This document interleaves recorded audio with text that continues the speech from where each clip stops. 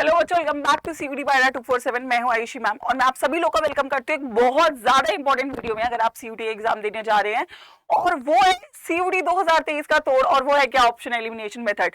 अब सब लोग आपको ये बोलते हैं कि यार सीयूडी एग्जाम में अगर आपको अच्छा करना है तो आपको एक चीज आनी चाहिए, वो है ऑप्शन को एलिमिनेट करना। तो मैम ऑप्शन को एलिमिनेट करने का तरीका क्या है, कैसे हम इसको कर सकते हैं, तो ये बहुत इंपॉर्टेंट वीडियो आप सभी लोग के लिए रहने वाली है। वीडियो को सभी लोग यहाँ पे लाइक और शेयर कर देंगे और एंड तक आप जरूर सीख के जाएंगे कि ऑप्शन एलिमिनेशन हम करना कैसे होता है और कैसे आप लोग, जो बच्चा ये कर रहा होगा, ऑब्वियस देखो एग्जाम हर बच्चे को आता है। मुझे लगता है अगर हम तैयारी कर रहे हैं तो ऑब्वियसली हमें एग्जाम आता ही है, ठीक है। अगर वही पेपर मैं तुमको 2 घंटे में करने को दूं और वही पेपर मैं तुमको 40 मिनट में करने को दूं, 2 घंटे में शायद मोस्टली बच्चे कर लेंगे, बट 40 मिनट में जो कर लेगा वो वहां पे रैंक लेकर आएगा। और 40 मिनट में वो करेगा जो स्पीड पे काम कर रहा होगा, जिसको पता होगा कि क्वेश्चन को सॉल्व करने की यहाँ पर करेक्ट अप्रोच क्या है, और वो अप्रोच क्या है, वो है ऑप्शन एलिमिनेशन मेथड। तो बहुत इंपॉर्टेंट ये वीडियो है सभी बच्चों के लिए। इसको डेफिनेटली आप लोग को देख के जाना और डेफिनेटली आपको फॉलो करना है। अगर आप इसको फॉलो कर रहे होंगे तो आपको बच्चे रिजल्ट मिल रहा होगा। चलिए तो शुरू करते हैं इसी के साथ इस वीडियो को, जो है बहुत ज्यादा इंपॉर्टेंट। सबसे पहली बात ये, ऑप्शन एलिमिनेशन मेथड होता क्या है ना। ये चीज है कि आपको एक एमसीक्यू, जब हम एक सब्जेक्टिव पेपर देते हैं तो हमारी अप्रोच अलग होती है, जब हम एक ऑब्जेक्टिव एग्जाम देते हैं तो हमारी अप्रोच अलग होती है।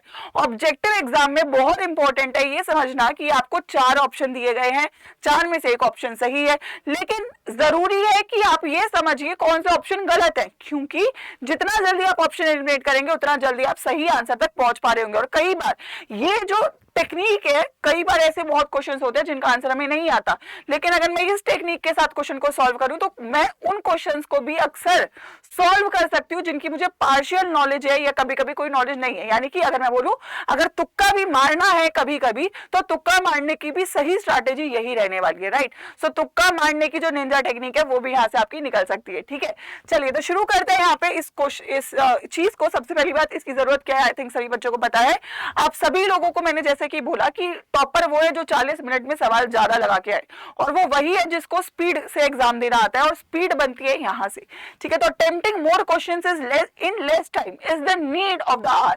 अगर हम ये कर सकते हैं तो हम रिजल्ट पा रहे होंगे, वरना अगर हमने सोचो हमें आता सब कुछ और मैं सारे क्वेश्चन अटेम्प्ट ही नहीं कर पाई तो फिर क्या ही फायदा उस आने का, है ना। तो जरूरत यहां पर इसीलिए इस मेथड की आ जाती है, right. So let's get started. ध्यान रखते हैं कि क्या क्या बातें हैं जो हमें यहाँ पे करनी है, कैसे इसको मेंटेन करना है।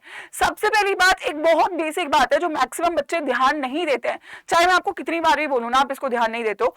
आपको कुछ कीवर्ड्स क्वेश्चन में होते हैं जिनको आप इग्नोर करते हो। सबसे पहला और सबसे बड़ा कीवर्ड है वर्ड नॉट। आपको अगर क्वेश्चन में देखने को मिल रहा है which of the following is not correct, which of the following is not the answer, which of the following is not the correct match, तो जो नॉट वर्ड है ना उसको करेक्टली आइडेंटिफाई करना बहुत ज्यादा जरूरी है, क्योंकि अक्सर यहां से मेरी सिली मिस्टेक निकल के आती है। तो ये तो एक छोटी सी बात है जिसका मैं चाहूंगी हर एक बच्चा ध्यान दे, बट इंपॉर्टेंट है किस वाले टाइप के क्वेश्चन में आप मैम ये अप्रोच लगा सकते हो। पहला, while attempting questions you are less sure of eliminate the options that are definitely inaccurate। तो मैंने क्या बोला, जो आपको तुक्का मारने वाली बात है, या फिर जो आपको एक क्वेश्चन पार्टली आता है, राइट, जैसे केबीसी में होता है 50-50, है ना। तो अगर आपके पास कोई ऐसा क्वेश्चन है जिसके बारे में आप 100% श्योर नहीं हो, तो उसको अटेम्प्ट करने के लिए आपको क्या करना पड़ेगा, कम से कम वो ऑप्शन एलिमिनेट कर दो जिनके लिए आप बिल्कुल भी श्योर नहीं हो। जैसे कि फॉर एग्जाम्पल मैं केमिस्ट्री की बात करूं, अब जो केमिस्ट्री के बच्चे हैं वो समझ पा रहे होंगे, जो नहीं है वो एक बार बस ये समझिए कि अटेम्प्ट कैसे करना है, राइट। तो जैसे कि आपको ये 2 चीजें दी और पूछा है किसका एग्जांपल है, ठीक है, तो आपको अपने दिमाग में कुछ भी रिसोर्सेज, कुछ तो याद ही होगा ना, कुछ बातें तो याद ही होंगी। तो यहां से आपको फॉर एग्जांपल जो केमिस्ट्री के है वो आइडेंटिफाई कर पा रहे हैं मैम, 2 ब्रैकेट है ना, और 2 ब्रैकेट है, तो मैम देखो यहाँ पर मेरे पास आयोनाइजेशन आइसोमर तो नहीं हो सकता, क्योंकि लिंक उसके लिए मुझे काउंटर आयन और लिगेंड चाहिए होता है, ठीक है।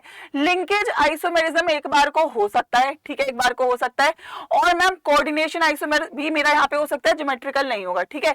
लिंकेज क्यों हो सकता है, क्योंकि मेरे पास मैम एक एम्बीडेंटेड लिगेंड है। तो 2 बातें हैं मेरे पास, एक तो एम्बीडेंटेड लिगेंड है और मैम मेरे पास एक यहाँ पर आपका क्या है, दैट इज ये 2 आइसोमर्स है, ठीक है। तो अब यहाँ पे आपको पता है कोऑर्डिनेशन आइसोमर में मेरे को मेटल अलग अलग चाहिए, देखो दोनों में मेटल सेम है, तो अब फिर उसके बाद आप क्या पूछोगे, यार मेटल सेम है तो ये भी गलत होगा, तो आंसर केवल क्या बचता है, linkage isomerism, option number D. तो जब भी कोई ऐसा क्वेश्चन है जिसमें आप 50-50 श्योर हो, ठीक है, तो ऑब्वियसली जो बचे हुए ऑप्शन से पहले उनको एलिमिनेट करो और फिर आप लोग अपने जो करेक्ट आंसर है उस तक ज्यादा, मतलब जो होता है ना मार्क फॉर रिव्यू, मतलब आपको लगता है कम से कम 50% तो सही करके आया हूं मैं, तुक्का भी उस पे ही लोगे ना जिसके बारे में कुछ आता आता है, ब्लैंक थोड़ा ना तुक्का मारना होता है, वो तो नेगेटिव मार्किंग ही देके जाता है। तो पहली बात उन क्वेश्चन के लिए आपको ये ध्यान रखना है जो क्वेश्चन आपको 100% नहीं आते। उसके बाद क्या ध्यान रखना है, उसके बाद आपको ध्यान रखना है तीसरा एक टाइप का क्वेश्चन होगा, वो है आपका ऑर्डर में लगाना। देखो कुछ क्वेश्चंस ऐसे आते हैं कि यहाँ पे आपके पास ए बी सी डी है, arrange them in the increasing order, है ना, ऐसा कुछ ऑर्डर आएगा, ऐसे कुछ क्वेश्चन आएगा कि इंक्रीजिंग ऑर्डर में लगा दो, आपको ऑर्डर दे देगा A greater than B greater than C greater than D, ठीक है, ऐसे कुछ ऑर्डर देगा, ए ग्रेटर देन लो लो लो, ऐसा ऐसा ऐसा ऐसा ऐसा करके आपको ऑर्डर दे रखा होगा, ठीक है। तो इन वाले क्वेश्चन में भी आप इस टेक्निक को लगा सकते हो, टाइम बचा सकते हो। कैसे, ठीक है, कैसे करना है। फॉर एग्जाम्पल क्वेश्चन है, मैं आपको केमिस्ट्री वाले तो समझ जाएंगे, जो नहीं है उनको बताना चाहूंगी। फॉर एग्जाम्पल आपको 4 ऑर्डर दिए, ठीक है, तो इस क्वेश्चन को करना है तो सबसे पहले तो आप वो वैल्यू निकालो जो मैक्सिमम रहेगी, ठीक है, और फिर वो वैल्यू निकालो जो मिनिमम रहेगी। यहां से आपके मैक्सिमम ऑप्शन एलिमिनेट हो जाएंगे, ठीक है। मैक्सिमम और मिनिमम वैल्यू निकालोगे तो आपको यहाँ से आंसर मिल रहा होगा। जैसे कि फॉर एग्जांपल बॉइलिंग पॉइंट दे रखा है आपको कितना, 170, ये आपका सीयूटी का पिछले साल का ही पेपर है, वहां का ही क्वेश्चन है, 200 और 30, ठीक है। और आपको पता है वेपर प्रेशर इसके इनवर्सली प्रोपोर्शनल होता है, ठीक है, ए बी सी डी अगर ये आपका बॉइलिंग पॉइंट है। तो अगर मैं वेपर प्रेशर की बात करूं तो वेपर प्रेशर सबसे ज्यादा किसका होगा, जिसका बॉइलिंग पॉइंट कम होगा सबसे, तो सबसे कम बॉइलिंग पॉइंट इसका है, तो मतलब डी का मैक्सिमम होगा। तो डी का मैक्सिमम होगा तो ये दो पहले ऑप्शन काट दो, ठीक है। सबसे कम किसका होगा, सबसे ज्यादा वेपर प्रेशर निकाल दिया, वेपर प्रेशर सबसे कम किसका होगा, जिसका बॉइलिंग पॉइंट सबसे ज्यादा होगा, यानी कि सी का होगा। तो सी मेरा देखो कहाँ है, यहाँ पे है और यहाँ पे है, ये भी कट जाता है, आंसर क्या आता है, ऑप्शन नंबर बी। तो आपको बीच वाले दो चेक नहीं करने, आपको बीच वाले दो चेक नहीं करने, स्टार्टिंग और एंड का चेक करना है। जब भी ऑर्डर वाला क्वेश्चन आएगा कम समय में जल्दी आंसर आएगा, जब भी अब जैसा आपका जो भी सब्जेक्ट है, ह्यूमैनिटीज है, कॉमर्स है, मैथ्स है, जो भी है आपका, लेकिन सब में ऐसा क्वेश्चन पेपर में आएंगे तो आपको स्टार्टिंग का और लास्ट का निकालना और बाकी सबको एलिमिनेट कर देना है, ठीक है। दूसरा टाइप का क्वेश्चन ये रहेगा।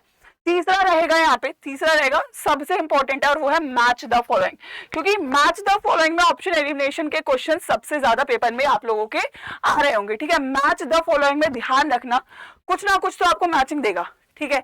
अब यहाँ पे कुछ ऐसी चीज होगी, 4 में से कोई एक तो ऐसा होगा जिसके लिए आप मोस्ट श्योर होगे कि सही है, तो सबसे पहले मोस्ट श्योर को मैच करना है, ठीक है।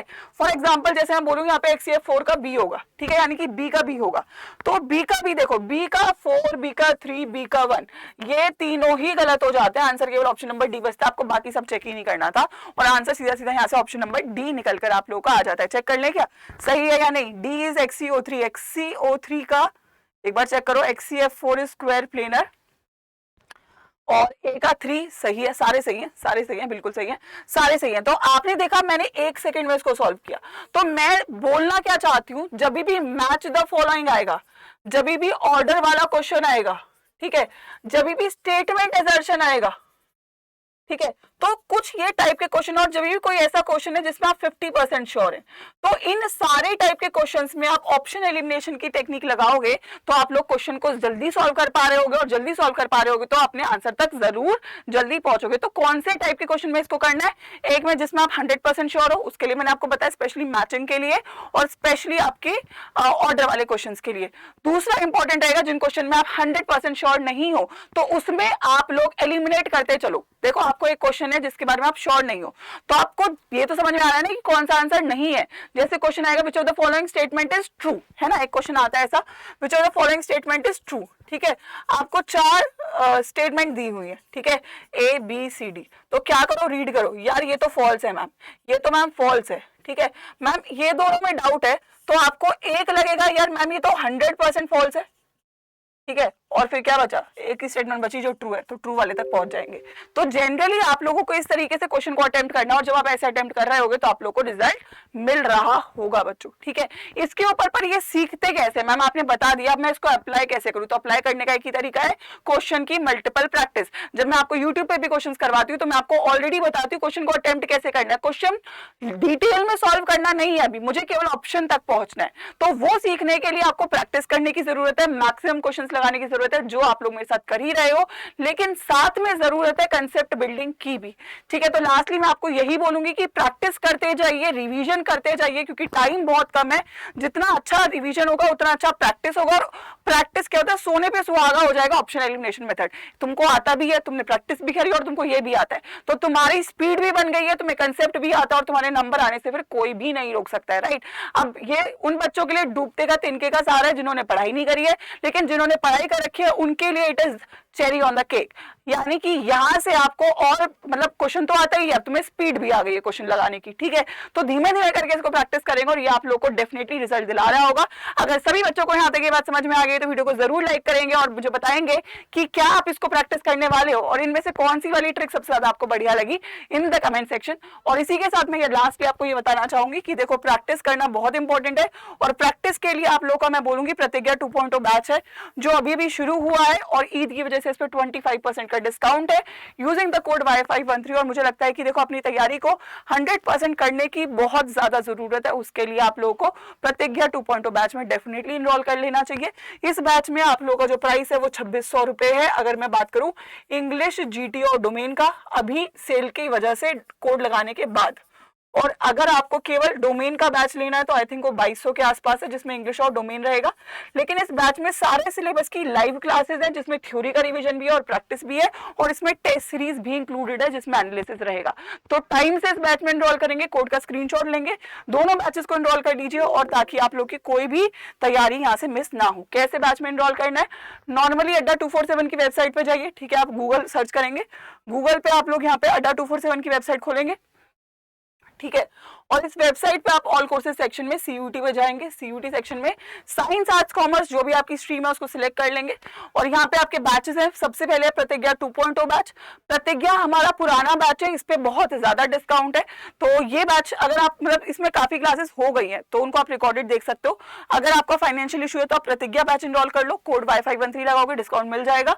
लेकिन मैं बोलूंगी फ्रेश बैच है आपका प्रतिज्ञा 2.0, इसमें आप इनरोल करेंगे। यहाँ पे बाय नाउ पे जब जाएंगे तो यहाँ पे आपको कोड अप्लाई करना पड़ेगा जो मैंने आपको बताया है Y513 और ये बैच आपका रिड्यूस हो जाएगा कितने प्राइस पे, 2600 रुपए पे, ठीक है। So that is all what I wanted to say to all of you. Make sure करिए आप इसको फॉलो करें ताकि आप लोग को मैक्सिमम रिजल्ट मिले और बाकी कोई भी बहाना ना बनाए, क्योंकि देखो रिजल्ट और एडमिशन इस वक्त सबसे इंपॉर्टेंट है और 30 दिन का मैक्सिमम यूटिलाइजेशन उससे भी ज्यादा इंपॉर्टेंट है, right. So go for it बच्चों and I would like to see you all pass with flying colours. So make the most of the opportunity जो आप लोग को दी जा रही है, जो आपको तैयारी करवाई जा रही है, एंड गुड लक।